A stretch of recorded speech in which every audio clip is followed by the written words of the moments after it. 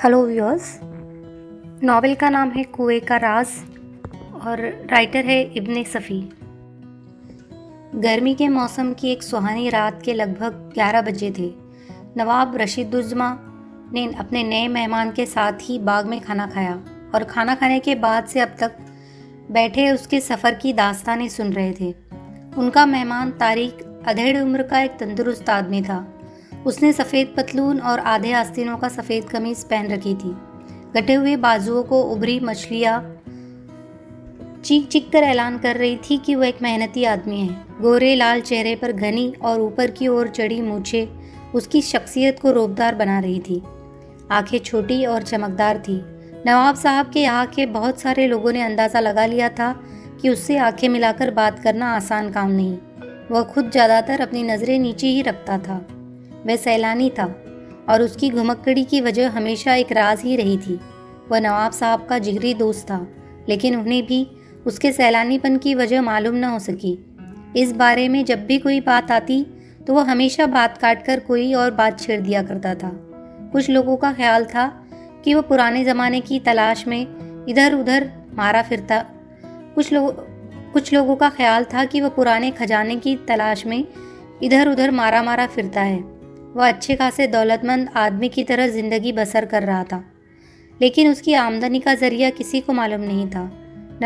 नवाब साहब से उसकी पहली मुलाकात भी अजीबोगरीब ढंग से हुई थी।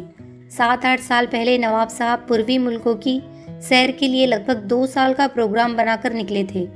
ईरान की सरजमीन उन्हें इतनी पसंद आई कि लगभग 6 महीने उन्होंने वही बसेरा डाले रखा। ईरान की दिलकश पहाड़ियाँ, हरे भरे और खूबसूरत वादियाँ उनके पैरों में बेड़ियाँ बनकर रह गई थी। ईरान की ऐतिहासिक इमारतों ने भी उनको बड़ी हद तक अपनी तरफ खींचा था।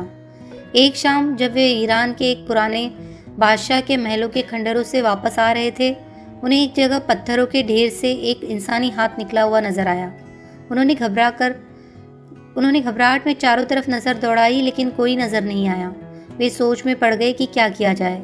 थोड़ी देर सोचने के बाद उन्होंने पत्थर हटाने शुरू कर दिए। थोड़ी देर की मेहनत के बाद उनके सामने एक बेहोश आदमी पड़ा गहरी गहरी सांसें ले रहा था। करीब ही एक पहाड़ी नाला बह रहा था। वे बेहोश आदमी को उठाकर उसके किनारे ले गए और फिर लगभग आधे घंटे तक जूझने के बाद उसे होश आ गया। वह तारिक था। उसने बताया कि अचानक एक पुरानी दीवार के ढह जाने से वो दब गया था। वह नवाब साहब को अपने घर ले गया। नवाब साहब को उसकी शख्सियत में अजीब सी कशिश मालूम हुई और वे उसके करीब होते गए। नवाब साहब ईरान से तुर्की जाने लगे तो तारिक भाई उनके साथ हो लिया। उसके बाद दोनों साथ साथ सैर करते रहे। तारिक की शख्सियत बहुत ही अजीबोगरीब थी। वो अरबी नस्ल का था, लेकिन दुनिया की कोई शायद ही ऐसी भाषा हो जो वह न जानता हो। कई भाषाओं पर तो वह इतनी महारत रखता था कि उस भाषा के बोलने वाले उसे अपने देश का ही बाशिंदा समझ बैठते थे। जब वह नवाब साहब से हिंदी उर्दू में बात करने लगता तो वे यही महसूस करते कि वह यूपी का निवासी है। 2 साल में नवाब साहब उससे बहुत ज़्यादा घुल मिल गए थे। हिंदुस्तान आते वक्त उन्होंने उससे कहा कि वह किसी मौके पर हिंदुस्तान आकर कुछ दिन नवाब साहब के साथ ज़रूर गुजारे, और इस वक्त वह उनके बाग में बैठा उन्हें अपने सफ़र की दास्तानें सुना रहा था। उसकी गोद में एक नेवला बैठा ऊँग रहा था। ऐसी अजीबोगरीब नेवला कम से कम नवाब साहब और उनके घरवालों की नज़रों से आज तक न गुजरा था। वह लंबाई में हिंदुस्तानी बिल्ली से किसी तरह कम न था। उसका रंग काला था और पीठ पर 3-4 लंबी लंबी धारियाँ थी। नवाब साहब की लड़की गजाला बहुत देर से बेचैन नजर आ रही थी। वह उस नेवले के बारे में उससे कुछ पूछना चाहती थी, लेकिन तारिक की बातों का सिलसिला किसी तरह खत्म नहीं हो रहा था। थोड़ी देर बाद गजाला ने महसूस किया कि जैसे वह बोलते बोलते थक गया हो। उसे खामोश होते देख वह झट से बोल पड़ी, मैं इस नेवले के बारे में कुछ पूछना चाहती हूँ। हाँ, तारिक मुस्कुराकर बोला, मैंने आज तक इतना खौफनाक नेवला नहीं देखा। हाँ, ये कम ही मिलते हैं और एशिया में तो इनका वजूद नहीं है। मैंने इसे ब्राज़ील के जंगलों में पकड़ा था। यह उस वक्त बच्चा था। तो क्या ब्राज़ील में इस किस्म के नेवले होते हैं? नहीं, ऐसा तो नहीं। ये वहाँ भी कम ही मिलते हैं। तारिक ने नेवले की पीठ पर हाथ फेरते हुए कहा, इसमें एक बहुत बड़ी खूबी है। वह क्या? इसे कोई चीज़ सुंघाकर अगर तुम पाताल में छुपाओ तो यह उसे ढूंढ निकालेगा। अच्छा, तो फिर हमें यह तमाशा आप कब दिखाएंगे? गजाला ने कहा। जब कहो।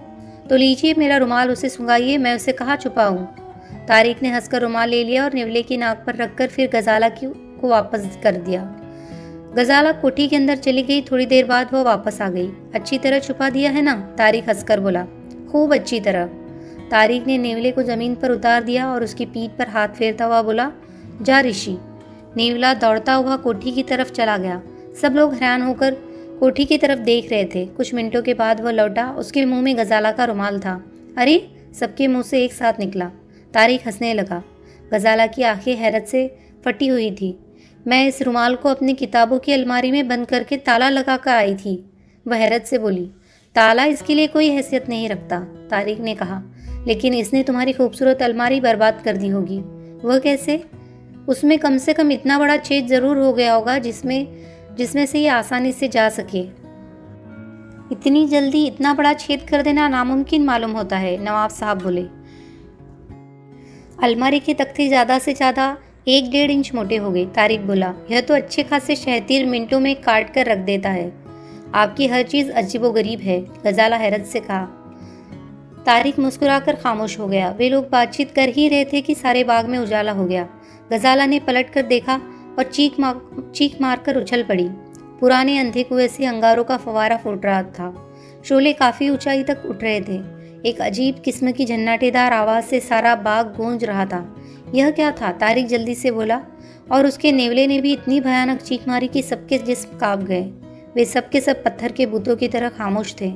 धीरे धीरे अंगारों की बौछार कम होती गई और थोड़ी देर के बाद बाग का माहौल फिर पहले जैसा हो गया। यह क्या तमाशा था? तारिक ने खामोशी तोड़ी। गजाला शक की नज़रों से उसकी तरफ देखने लगी। मैं खुद यही सोच रहा हूँ, नवाब साहब मरी हुई आवाज़ में बोले। मालूम होता है कि हम पर कोई मुसीबत आने वाली है। क्या मतलब? तारिक चौंक कर बोला। मैंने वालिद साहब मरहूम की ज़बानी सुना था कि एक बार दादा के ज़माने में इस कुएं से अंगारे निकले थे और फिर खानदान में एक के बाद एक मौतों का सिलसिला शुरू हो गया था। अजीब बात है, तारिक उठते हुए बोला। मैं जाकर देखता हूँ। नहीं नहीं, नवाब साहब ने उठकर उसे रोकते हुए कहा, उधर मत जाओ। क्यों? मालूम नहीं क्या हो। तारिक हंसकर आगे बढ़ गया। उसका नेवला एक पालतू कुत्ते की तरह उसके पीछे पीछे चल रहा था। जरा एक टॉर्च तो मंगाओ, उसने कुएं में झांकते हुए कहा। भाई मैं कहता हूँ लौट आओ, नवाब साहब बोले। टॉर्च? तारिक चीखा। उसकी आवाज़ में कपकपाहट थी। नवाब साहब ने एक नौकर से टॉर्च मंगवाई। रशीद दुजमा, यहाँ आओ, तारिक टॉर्च की रोशनी कुएं में डालते हुए बोला। रशीद दुजमा दिल मजबूत करके आगे बढ़े। गजाला ने भी उनके साथ जाना चाहा, लेकिन उन्होंने उससे रोक दिया। वो देखो क्या है, तारिक ने उन्हें कुएं में झांकने का इशारा करते हुए कहा।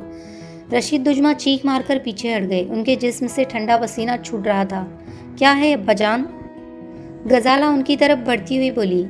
जाओ जाओ। नवाब रशीद दुजमा पलट कर चीखे, तुम अंदर जाओ, जाओ जल्दी जाओ। नवाब साहब की आवाज़ इतनी डरावनी थी कि गजाला एकदम कोठी की तरफ मुड़ गई। अब क्या किया जाए? तारिक बेचैनी से हाथ मलते हुए बोला। मेरे तो होश ठिकाने नहीं। नवाब साहब कुएं की जगह के करीब ही जमीन पर बैठते हुए बोले। आखिर मामला क्या है? खुदा ही बेहतर जानता है। तो क्या आपकी याददाश्त में इस कुएं से कभी चिंगारियां नहीं निकली? नहीं, नवाब साहब बोले। यह वालिद साहब के बचपन की बात है। तो अपने ज़िंदगी में पहली बार देखा है। नवाब साहब की आवाज़ काँप रही थी। वे इस वक्त किसी किस्म के सवाल का जवाब देने के मूड में नहीं थे। तभी कोठी के अंदर से एक अजीबोगरीब किस्म के शोर की आवाज़ सुनाई दी। अरे यह क्या? तारिक चौंक कर बोला। नवाब साहब भी हैरान होकर कोठी की तरफ देख रहे थे। शोर बढ़ता ही जा रहा था। ऐसा मालूम हो रहा था जैसे कई गीदड़, कुत्ते, उल्लू और न मालूम कौन कौन से जानवर एक साथ चीख रहे थे। साथ ही साथ आदमियों का शोर भी सुनाई दे रहा था। दोनों दौड़कर कोठी की तरफ लपके। अंदर कदम रखते ही उन्हें ऐसा महसूस होने लगा जैसे वे आवाज़ें दीवार से निकल रही हो। इतना जोरदार शोर था कि कुछ और सुनाई नहीं दे रहा था। कोठी के सारे लोग कमरों में बंद होकर तरह तरह की डरावनी आवाज़ें निकाल रहे थे। ये इतने जानवर यहाँ कैसे घुस आए? तारिक ने कहा। उसका नेवला उछलकर उसके सीने से लिपट गया। नवाब साहब इस तरह काँप रहे थे जैसे उन्हें कोई बीमारी हो गई हो। न जाने क्या बात है, नवाब साहब हकलाते हुए बोले। तारिक एक कोना तलाश करता फिर रहा था, लेकिन चीखने वाले जानवरों का कहीं पता नहीं चल रहा था। तभी नवाब साहब का सौतेला भाई उछलता कूदता हुआ आ गया। वह उन आवाज़ों को सुन सुनकर डरावनी हंसी हंस रहा था। उसकी उम्र 40 साल से किसी तरह कम न थी। उसके हाथ में दूध पीने की शीशी थी। जब वह उछल कूद कर थक जाता तो शीशी का दूध चूसने लगता। उसके गले में एक कपड़ा बंधा हुआ था, बिल्कुल वैसा ही जैसा कुछ माएँ अपने बच्चों के गले में इसलिए बांध देती है ताकि उनके कपड़े मुंह से बहने वाली लार से बच सके। भाई साहब, तमाशा हो रहा है, वह तालियां बजाता हुआ तुतला तुतला कर बोला। चुप रहो, नवाब साहब चीख कर बोले, भाग जाओ यहाँ से। वह फिर दूध पीते बच्चे की तरह सहम कर घुटनों के बल चलता हुआ एक कमरे में घुस गया। धीरे धीरे शोर कम होता जा रहा था। थोड़ी देर के बाद बिल्कुल सन्नाटा छा गया। तारिक और नवाब हैरत से एक दूसरे का मुंह देख रहे थे। हालांकि वह संदिग्ध शोर अब खत्म हो चुका था, तो भी कमरों में छिपे हुए लोगों में इतनी हिम्मत नहीं थी कि बाहर निकल आते। क्यों भाई तारिक, तुम ही कुछ बताओ, यह सब क्या हो रहा है? नवाब साहब बोले। तो क्या शोर भी पहले पहल? हाँ हाँ, नवाब साहब ने बात काटते हुए कहा, बिल्कुल पहले पहल। किसी खानदानी रिवायत से भी पता नहीं चलता कि इससे पहले भी कभी इस किस्म का हादसा पेश आया हो। तब तो वाकई हैरत की बात है। मगर अब करना क्या चाहिए? नवाब साहब ने बहुत ही परेशान होकर कहा। कर ही क्या सकते हो? तारिक बोला। मुझे तो ये भूत प्रेत का मामला मालूम होता है, मगर वो कुआं? नवाब साहब ने दबी आवाज़ में कहा। ऐसे मामले में सब कुछ हो सकता है, तो फिर पुलिस इस मामले में क्या कर सकती है? गजाला ने बैठी हुई आवाज़ में कहा। शोर खत्म होने के कुछ पलों के बाद वो उन्हीं दोनों के पास आकर खड़ी हो गई थी। जाओ जाओ, तुम सो जाओ, नवाब साहब बोले। क्या आज की रात किसी को नींद आ सकती है? गजाला ने कहा। क्यों नहीं, क्यों नहीं, तारिक ने इत्मीनान से कहा। कोई ऐसी खास बात नहीं, कोई ऐसी खास बात नहीं। अच्छा, तो तुम यही गजाला के पास ठहरो, नवाब साहब ने तारिक से कहा। मैं थाने जाता हूँ। नहीं, आप किसी और को भेज दीजिए, मैं आपको नहीं जाने दूंगी, गजाला ने कहा। आप बेकार ही थाने जा रहे हैं, पुलिस इस मामले में कुछ न कर सकेगी। तारिक है तो तुम्हारे पास, डरने की कोई बात नहीं, मैं अभी फौरन वापस आता हूँ। तो किसी और को भेज दीजिए ना। ओह, तुम नहीं समझती कि मेरे गए बगैर काम नहीं बनेगा, नवाब साहब ने कहा और बाहर निकल गए। थोड़ी देर बाद कार स्टार्ट होने की आवाज़ आई। आखिर आप बताते क्यों नहीं कि अब्बा जान थाने किस लिए गए हैं? गजाला ने तारिक से कहा। कोई बात नहीं, तुम जाकर सो जाओ, तारिक ने कहा। अगर का भी यही हुआ तो क्या होगा? कुछ नहीं होगा, सब ठीक हो जाएगा। चलो तुम अपने कमरे में चलो। वह गजाला का बाजू पकड़कर उसके कमरे की तरफ ले जाने लगा। उसका नेवला अब उसके कंधे पर बैठा अपनी चमकीली नजरों से चारों तरफ देख रहा था। अब तुम लेट कर सो जाओ, मैं यहीं बैठा हूँ, तारिक उसे उसके पलंग पर बिठाकर खुद एक कुर्सी पर बैठता हुआ बोला। नींद नहीं आएगी, गजाला ने कहा। आएगी कैसे नहीं, मैं अभी तुम्हें सुलाए देता हूँ। गजाला ने डरी हुई निगाहों से उसकी तरफ देखा। डरो नहीं, तारिक हंसकर बोला, मैं तुम्हें हिप्नोटिज्म के जरिए सुला दूंगा। ओह, तो क्या आप हिप्नोटाइज कर सकते हैं? हाँ, लेट जाओ। हाँ, इस तरह, ठीक, मेरी तरफ देखो, मेरी आंखों में देखो, सो जाओ। तुम सोती जा रही हो, तुम्हें नींद आ रही है, तुम्हारी आंखें बंद हो रही है। गजाला को ऐसा महसूस हो रहा था जैसे तारिक की आंखों से बिजली की लहरें निकलकर उसके जिस्म में चली गई हो। जहन सुस्त हो रहा था, पलकें बोझिल, अंधेरा, और अब उसे ऐसा मालूम हो रहा था जैसे तारिक की आवाज़ बहुत दूर से आ रही हो।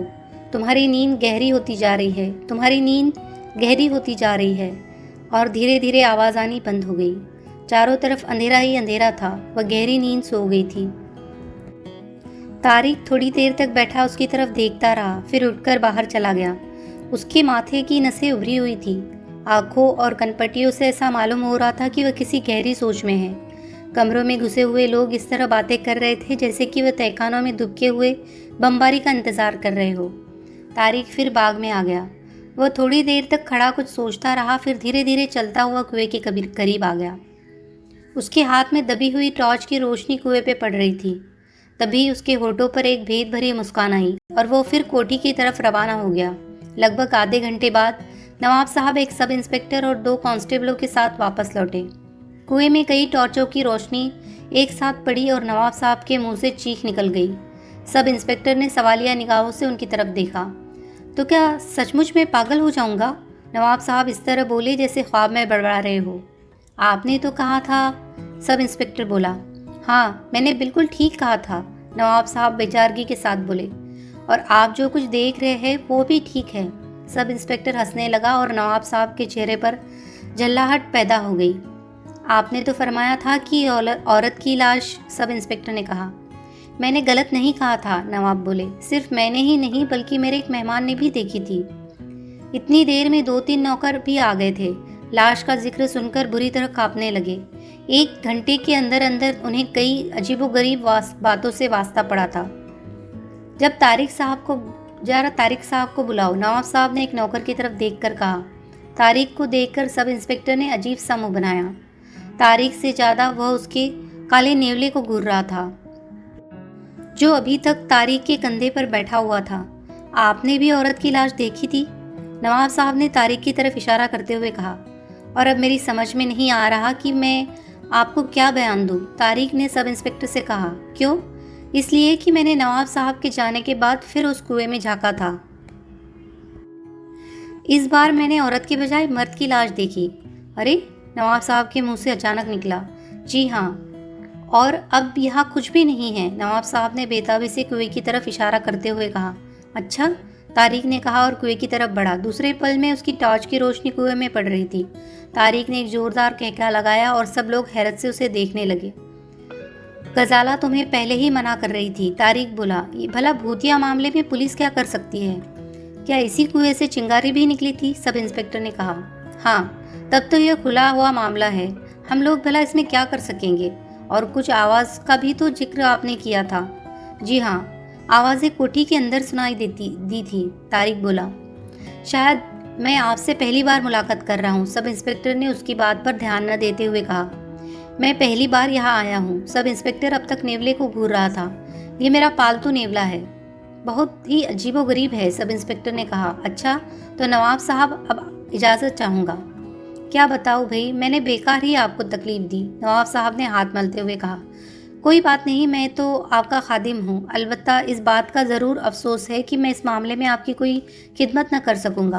पुलिस वाले नवाब साहब की कार से वापस चले गए। नवाब साहब, तारिक और कुछ नौकर अभी तक कुएं के पास खड़े हुए थे, जहाँ नौकरों के सामने लाश के बारे में बातें हुई थी।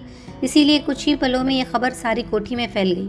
भाई तारिक, मेरा दिमाग काम नहीं करता, नवाब साहब। मैं खुद हैरान हूँ, तारिक ने कहा। उसकी आंखों की चमक अचानक पहले से ज़्यादा बढ़ गई। एक बार मैं भी मिस्र में ऐसे ही वाक़यात से 2-4 हुआ हूँ, तारिक फिर बोला। अगर वाकई ये भूता ही मामला है तो इससे किस तरह छुटकारा मिल सकेगा? बहुत ही आसानी से, तारिक बोला। क्या आपको कोई ऐसा आदमी नहीं मिल सकता जो ख़राब रूहों को भगाने का काम जानता हो? नवाब साहब कुछ सोचने लगे। बहुत परेशान हूँ, नवाब साहब बोले। भाई, बात दरअसल यह है कि मैं इन चीज़ों को नहीं मानता, मगर हादसे ऐसे पेश आए हैं कि कुछ कहते सुनते नहीं बन पड़ता। नहीं, आपको इन चीज़ों को मानना चाहिए क्योंकि ख़राब रूहों का वजूद है, तारिक ने अपने नेवले को कंधे से उतारते हुए कहा।